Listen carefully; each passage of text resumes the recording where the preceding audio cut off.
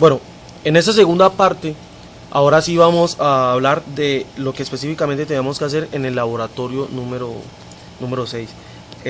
Lo que se pide básicamente es implementar esta ecuación usando un amplificador operacional.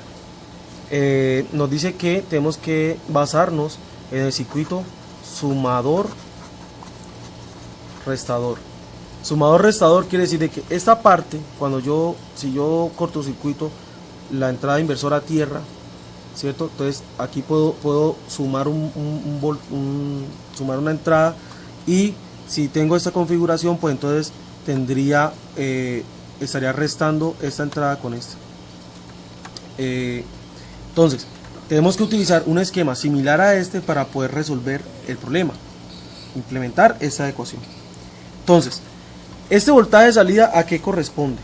Bueno, el voltaje de salida corresponde a una ecuación que, como esta, RF sobre R2,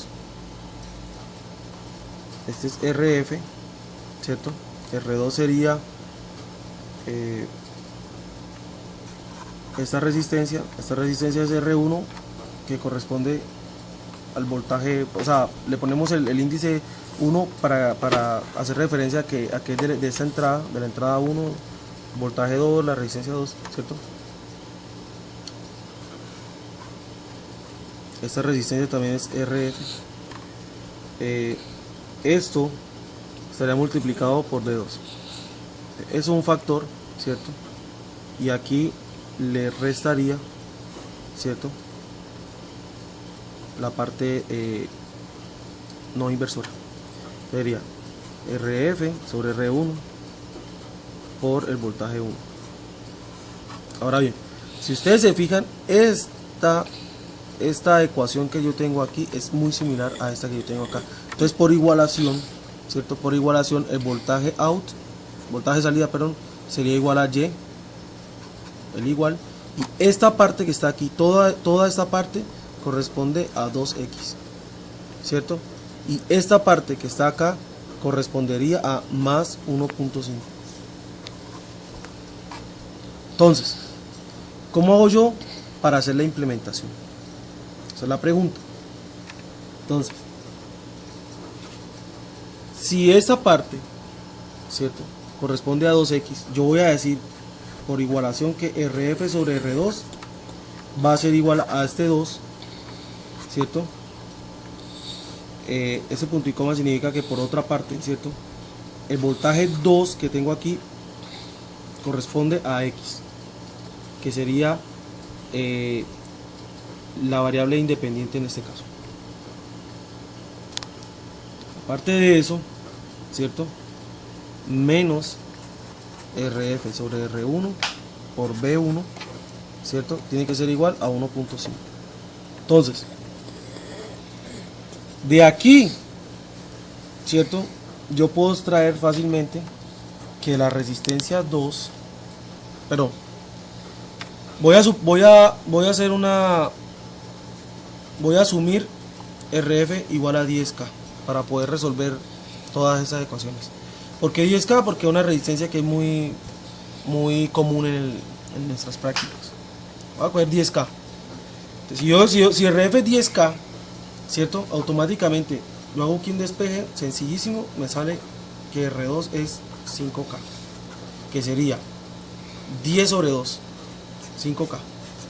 Entonces ya tengo esta resistencia, tengo estas dos resistencias. Me falta la resistencia R1.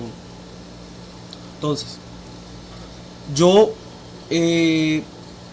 para poder sacar esa resistencia R1, yo voy a asumir de que el circuito no está haciendo ganancia por este lado. Entonces, eso significa que RF sobre R1 tiene que ser necesariamente igual a 1, o sea, la ganancia es 1, o sea que ese voltaje que está aquí no se está amplificando. Eso es lo que quiere decir matemáticamente eso. Como RF es 10K, pues entonces RF va a ser igual a R1. Esto lo paso a multiplicar, me queda RF igual a R1. Entonces R1 también es 10K.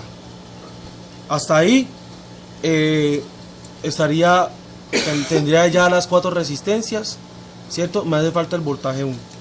Entonces, el voltaje 1, necesariamente, si esta parte que está aquí es 1, pues entonces el voltaje 1 sería menos 1.5 voltios. Ahora bien, nosotros sabemos que para que el circuito quede bien montado, nosotros tenemos que añadir aquí una resistencia, ¿cierto? En este nodo tenemos que añadir una resistencia que me va a compensar, ¿cierto? Una resistencia de compensación que va conectada a potencial cero o a la tierra, que es lo mismo. Entonces, esa resistencia que yo voy a poner aquí se va a llamar RX. ¿Cómo hallo yo RX? Pues entonces la compensación matemáticamente se escribe como RF sobre R2 igual a RF sobre R1 más RF sobre RX. ¿Y por qué? ¿De dónde aparece eso? La pregunta. Porque para que esta salida, ¿cierto?, se cumpla, tengo que cumplir esta condición. RF sobre R2 va a ser igual a RF sobre R1. Esto me da 2 y esto me da 1. Como 2 no es igual a 1, tengo que hacer una compensación aquí. Tengo que sumarle aquí un término aquí, ¿cierto? Un término X, un término aquí, para poder cumplir la igualdad. Eso es esta resistencia. Entonces, matemáticamente eso lo vemos aquí. Entonces, esto es 1, esto es 2, ¿cierto? Entonces me queda RF sobre RX igual a 1. Por lo tanto, RX son 10K. Allí tendría yo todas las resistencias del circuito. ¿Cómo voy a montar yo esto? ¿Cierto? ¿Cómo lo voy a implementar? Porque hasta ahorita el circuito simplemente está en papel. ¿Cómo lo vamos a implementar? Vamos a utilizar un LM1458. ¿Cierto? ¿Cómo es el LM1458? ¿Cómo es el diagrama de pines? Bueno, con respecto al notch que está aquí, ¿cierto?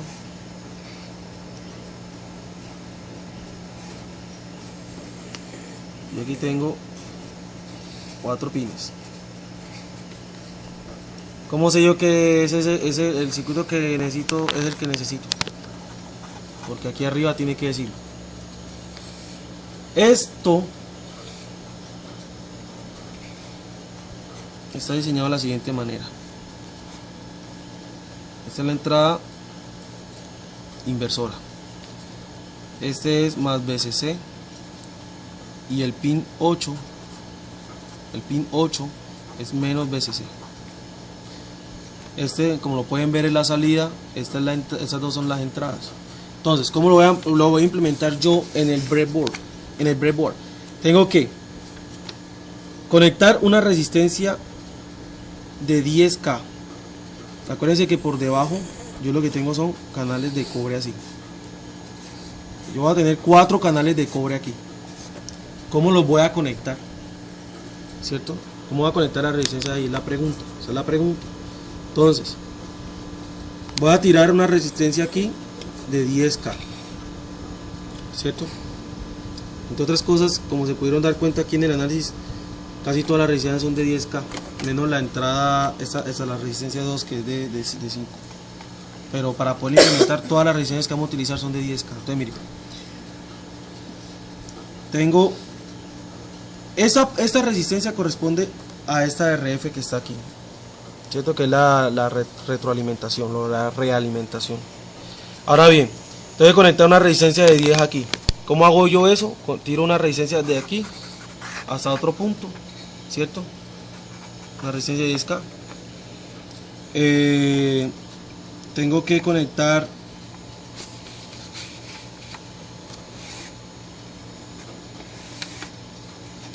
una resistencia de 10K desde la no inversora hasta tierra. Entonces, ese potencial yo lo voy a cortocircuitar a tierra. Todo este canal de cobre lo voy a cortocircuitar a tierra y aquí voy a tirar una resistencia de 10K. Ok, tengo esto. Esta, la resistencia 2, ¿cómo la voy a implementar? Una resistencia 5K no es fácil de conseguir, hay que mandarla a hacer. Entonces yo lo que voy a hacer es un paralelo con dos resistencias de 10K. Ese paralelo me da 5. Esto lo voy a conectar a otra fila de otro canal de cobre, otra fila de puntos. Tengo ya esta. Ok, me hace falta esta, que va de la no inversora, ¿cierto?, hasta la tierra, 10K. Ahí yo tendría ya básicamente todas mis resistencias. Entonces aquí voy a ingresar el potencial B1. Aquí, ¿cierto?, voy a poner un potencial B2, ¿cierto? Aquí voy a poner más BCC, ¿cierto?, con el power supply. Aquí menos BCC con el power supply. Tengo del power supply serían tres patas, tres pines. Tengo 2, el otro iría aquí a la tierra. Aquí iría a la tierra del BCC.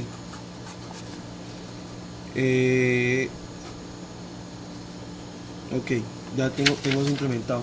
¿Cómo se ve eso en un breadboard? Se ve de la siguiente manera.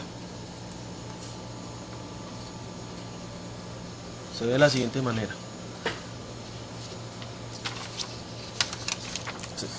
Aquí le estoy aplicando el potencial B1. Esta resistencia es la de 10K, ¿cierto? Esta que baja por aquí es esta, la de la izquierda. Esta que baja aquí es la de la derecha. Esta resistencia que está aquí, ¿cierto?, son estos 10K que están aquí.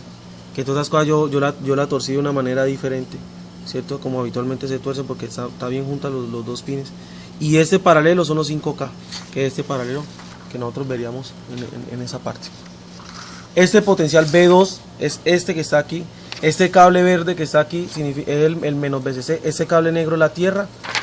Y ese cable rojo que está aquí es el más BCC. Así es como se implementaría el circuito. Ahora, vamos acá arriba, la parte de acá arriba. Entonces, este potencial que está aquí sería el potencial B1, menos 1.5. Este es el potencial B2, ¿cierto?